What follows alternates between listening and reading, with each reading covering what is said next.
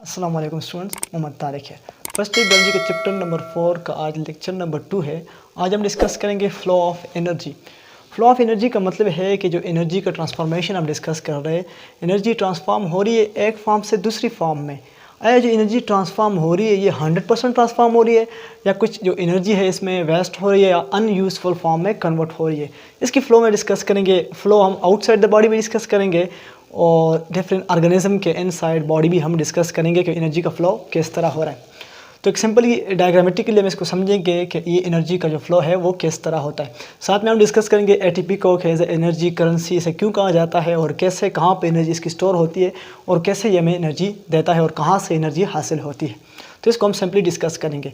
तो हम लेते हैं सन को। फॉर एग्जांपल हम कंसिडर करते हैं कि नॉर्मल ऐसा ही प्रोसेस होता है कि हमारे पास सन जो है, सन हमें 100% ऑफ एनर्जी जो है वो प्रोवाइड करता है in the form of radiant energy या सोलर एनर्जी। हम कह सकते हैं लाइट हमें 100% प्रोवाइड करता है। ये जो लाइट है ये सन से आता है। ये जो लाइट सन से आता है तो हम इसको दो तरीक़ों से समझेंगे। एक हम यहाँ पर हम देखेंगे इसको यहाँ पर भी देखेंगे। 100% लाइट ऊपर से आता है सन से, तो इसमें 57% ऑफ लाइट जो है ये एनवायरनमेंट में स्कैटर्ड हो जाता है। जो माहौल है उसमें स्कैटर्ड हो जाता है, या हम कह सकते हैं कि ऊपर जो ओजोन है या उधर जो सिंपली मॉलिक्यूल्स होते हैं बहुत सारे ऊपर जो लेयर्स है, तो उनमें ये एब्जॉर्ब हो जाता है लाइट, या एनर्जी एब्जॉर्ब हो जाती है, या हम कह सकते हैं ये स्कैटर्ड हो जाता है। 57% ऑफ जो एनर्जी है ये एनवायरनमेंट में स्कैटर्ड हो गई, डिफरेंट मॉलिक्यूल्स ने, डिफरेंट लेयर्स ने इसको ऑब्जॉर्व कर ली। 43% ऑफ जो लाइट है वो नीचे की तरफ अभी आ रहा है। हम यहाँ पर कह सकते हैं कि 7% ऑफ लाइट है, ये 57% ऑफ लाइट जो है वो स्कैटर्ड हो गया एनवायरनमेंट में, और 43% ऑफ लाइट है वो नीचे की तरफ आता है। ये 43% ऑफ लाइट जब नीचे की तरफ आता है तो इस 43% ऑफ लाइट में जो 35% ऑफ लाइट है ये फॉल करता है, या एनर्जी जो है 35% ऑफ जो एनर्जी है या लाइट है, हम दोनों के लेंगे।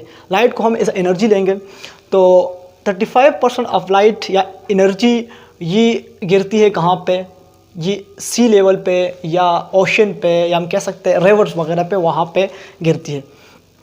तो 35% ऑफ एनर्जी है वो एब्जॉर्ब कर ली रिवर्स ने, या हम कह सकते हैं सिंपली वाटर ने इसको 35% ऑफ जो एनर्जी है इसको एब्जॉर्ब कर लिया। 43% में 35 को एब्जॉर्ब किया वाटर में, बाकी 8% ऑफ एनर्जी या लाइट रह गया। अब 8% ऑफ एनर्जी जो है इसमें से 7% ऑफ लाइट या एनर्जी जो है ये फॉल करती है कहाँ पे, स्टोन्स पे, माउंटेन्स पे। तो वहाँ से या किसी फिजिकल सरफेस से, तो वहाँ से 7% लाइट जो है या एनर्जी जो है वो रिफ्लेक्ट बैक हो जाती है। तो 8% में से अभी 7% ऑफ लाइट या एनर्जी क्या हो गया, रिफ्लेक्ट हो गया। अब 1% ऑफ लाइट या एनर्जी रह गया। ये 1% या ऑफ जो एनर्जी है या लाइट है इसको कौन एब्जॉर्ब करता है, इसको प्लांट्स एब्जॉर्ब करता है।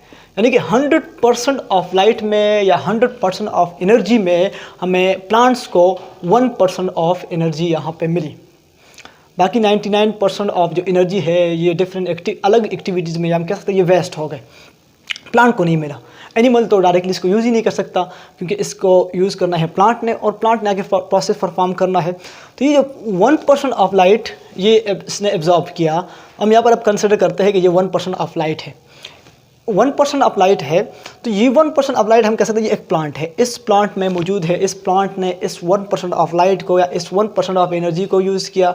जब इसने 1% ऑफ लाइट को या 1% ऑफ एनर्जी को यूज़ किया तो बाकी आगे इसकी ट्रांसफॉर्मेशन होगी।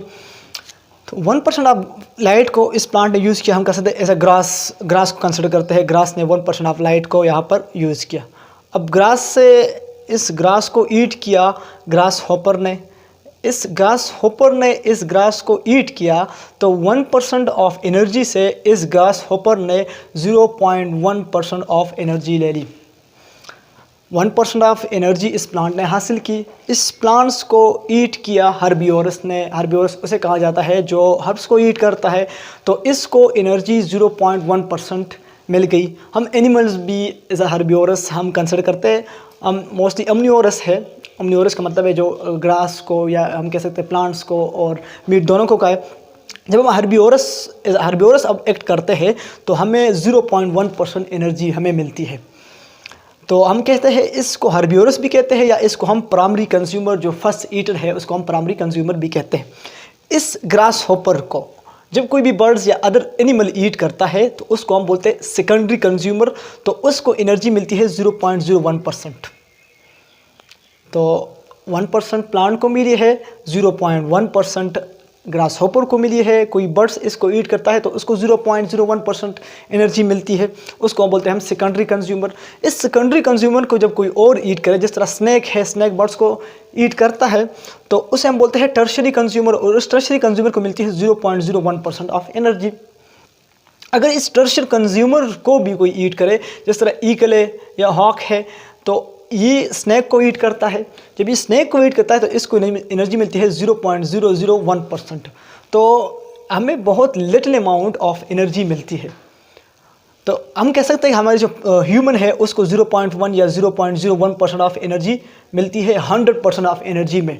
तो उस पे हम अपनी लाइफ एक्टिविटीज़ को कंटिन्यू कर रहे हैं।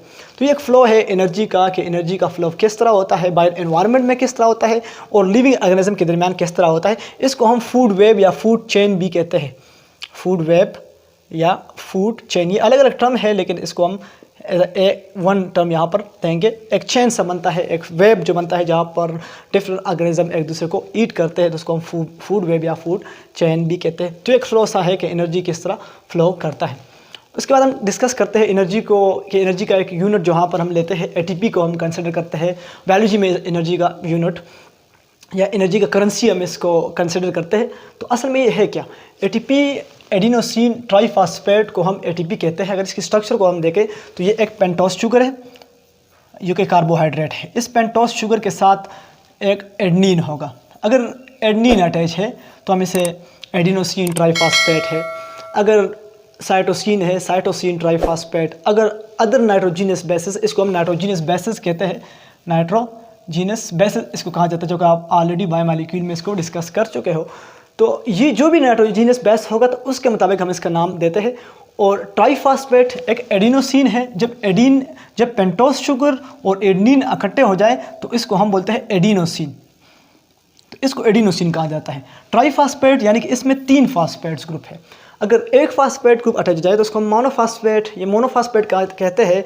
अगर 2 अटैच हो जाए तो उसको हम डाईफॉस्फेट कहते हैं। अगर 3 हो जाए तो उसको हम ट्राइफॉस्फेट कहते हैं। तो 3 फास्फेट ग्रुप अटैच है तो इसको हम बोलते हैं एडिनोसिन ट्राइफॉस्फेट। ये एटीपी का एक सिंपल सा स्ट्रक्चर है। तो इस एटीपी के इन यहाँ पर जो ये जो फास्फेट ग्रुप के दरमियान जो बॉन्डिंग है, इस बॉन्डिंग के दरमियान क्या है, इसमें एनर्जी स्टोर है, इसमें एनर्जी स्टोर होती है। ये स्टोर एनर्जी जब ये बॉन्डिंग ब्रेक होती है तो ये एनर्जी रिलीज़ होती है, हमें एनर्जी मिलती है। एक एटीपी मॉलिक्यूल जो ब्रेक होता है एडिनोसिन ट्राइफॉस्फेट, एडिनोसिन डाईफॉस्फेट में, और फास्फेट ग्रुप रिलीज़ करता है, तो इससे 7.3 किलो कैलोरीज ऑफ एनर्जी जो है रिलीज़ होती है। एक एटीपी मॉलिक्यूल्स के ब्रेकिंग से 7.3 कैलोरीज ऑफ एनर्जी रिलीज़ होती है। इसको हम एनर्जी करेंसी क्यों कहते हैं, इस एटीपी को? तो इसको हम एनर्जी करेंसी इसलिए कहते हैं कि अगर हम बहुत सारा फूड को ईट कर ले, या बहुत सारी एनर्जी हमारी बॉडी में पोटेंशियल फॉर्म में मौजूद हो, केमिकल फॉर्म में केमिकल एनर्जी मौजूद हो, हम उस केमिकल एनर्जी को या पोटेंशियल एनर्जी को तब तक यूज़ नहीं कर सकते जब तक हम इस एनर्जी को एटीपी में कन्वर्ट नहीं करेंगे। जब एटीपी में कन्वर्ट करेंगे तो ये एटीपी एनर्जी करेंसी है, एक करेंसी के तौर पर यूज़ होता है। ये एटीपी जाकर डिफरेंट एक्टिविटीज़, मसल्स को या अदर जो एक्टिविटीज़ है, काम करने की सलाहियत रखने वाले जो मसल्स है, उसको एक्टिवेट करता है और हमारे पास फंक्शन जो है परफॉर्म होता है।